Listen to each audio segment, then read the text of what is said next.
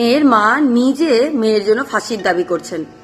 একবার ভেবে দেখুন তো, কতটা অসহায় হলে একজন মা তার মেয়ের জন্য ফাঁসির কামনা করতে পারেন। মেয়েটির নাম মুস্কান রাস্তগি, যিনি নিজের স্বামীকে প্রথমে খুন করে, তারপরে পিস পিস করে কেটে একটি ড্রামে ভরে সিমেন্ট দিয়ে সিল করে দেয়। আর এই কাজে তাকে সহযোগিতা করে তার বয়ফ্রেন্ড। ঘটনাটি হচ্ছে মিরাটের 2016 সালে সৌরভ রাজপুত নামে একজন মার্চেন্ট অফিসার, নেভির অফিসার এর সাথে এই মুস্কান রাস্তগির বিয়ে হয় এবং 2019 সালে তাদের একটা কন্যা সন্তান জন্মগ্রহণ করে। কন্যা সন্তান হওয়ার পরে সৌরভ রাজপুত জানতে পারে যে তার ওয়াইফের বিবাহ বহির্ভূত একটা সম্পর্ক চলছে এবং সেই ছেলেটি আর অন্য কেউ না, তারই এক বন্ধু।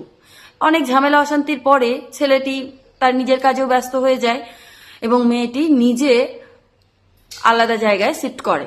সেখানে সে তার বয়ফ্রেন্ডের সাথেই হোক বা যেভাবেই হোক থাকছিল।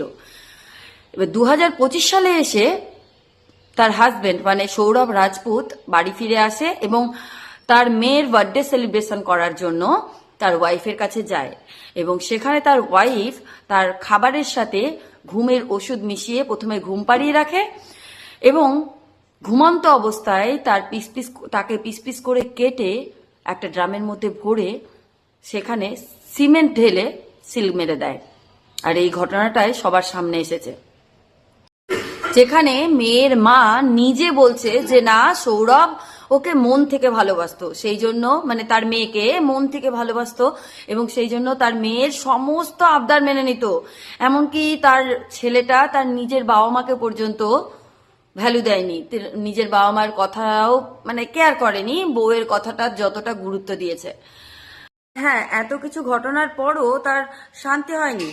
এই ঘটনা ঘটিয়ে স্বামীকে ড্রামের মধ্যে ওইভাবে আটকে রেখে সে আবার বয়ফ্রেন্ডের সাথে ঘুরতে চলে যায় মানালি। তো ছেলেরা একটু সাবধান হয়ে যাও, কখন কাকে কতটা পরিমাণে বিশ্বাস করবে একটু ভেবেচিন্তে বিশ্বাস করো। এগুলো আমাদের মানে চোখের সামনে ঘটে যাওয়া এমন ঘটনা যেগুলো আমরা অস্বীকার করতেই পারি না। এখান থেকে আমাদের কি শিক্ষা নেওয়া উচিত অবশ্যই তোমরা কমেন্ট করে জানিও। আর ভিডিওটা ভালো লাগলে অবশ্যই শেয়ার করে দিও আর ফলো করে নিও, সাবস্ক্রাইব করে নিও, পাশে থেকো। নমস্কার।